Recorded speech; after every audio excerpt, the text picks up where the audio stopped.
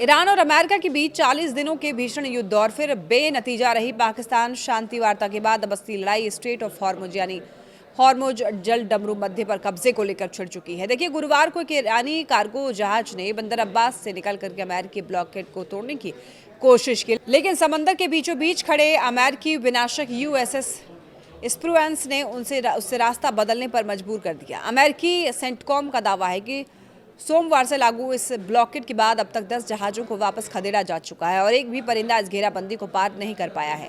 राष्ट्रपति Donald Trump ने fox business पर ही साफ कर दिया कि ईरान के पोर्ट्स को पूरी तरीके से घेर लिया गया है और अब वो नॉर्मल ट्रेड नाम की कोई चीज़ नहीं बची है वहाँ पर। और उधर देखिए, मसूद ने भी दुनिया को चेतावनी दी है कि ईरान पर कोई अपनी शर्तें थोप नहीं सकता है। सस्पेंस इस बात का है कि सिर्फ 21 किलोमीटर चौड़ा ये रास्ता, जहाँ से दुनिया का 20% तेल गुजरता है, अब एक तरफा कब्जे की भेंट चढ़ा है।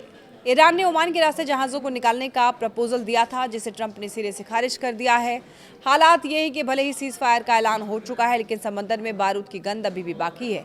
तेल की कीमतें आसमान छू रही है। शिपिंग कंपनियां डरी हुई हैं और पूरी दुनिया सांसें रोक कर देख रही है कि क्या ईरान इस ब्लॉकेड के जवाब में कोई बड़ा सैन्य कदम उठाएगा या फिर अमेरिकी नौसेना का ये स्टील का घेरा ईरान को घुटने टेकने पर मजबूर कर देगा। और ये सिर्फ देखिए, दो देशों की जिद नहीं है, बल्कि दुनिया की अर्थव्यवस्था को बचाने या डुबाने की सबसे बड़ी जंग बन चुकी है। दोनों देशों के इन सख्त बयानों का असर वैश्विक बाजार पर दिख रहा है। तेल की कीमतों में उछाल आया है, बाजार में अस्थिरता बढ़ चुकी है।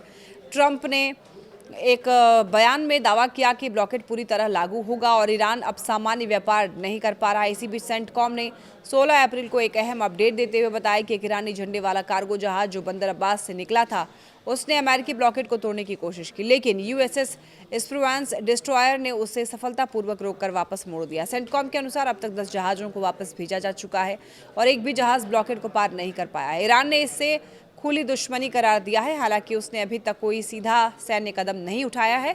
यही वजह है कि हॉर्मुज जल डमरू मध्य को लेकर तनाव इतना गंभीर हो चुका है कि ये महज 21 किलोमीटर चौड़ा रास्ता है, लेकिन दुनिया के करीब 20% तेल की सप्लाई इसी से गुजरती है। तो एक तरफ ईरान इसकी भौगोलिक पकड़ का दावा कर रहा है, दूसरी तरफ अमेरिका अपनी नौसेना के जरिए फ्रीडम ऑफ नेविगेशन लागू करने की बात कर रहा है।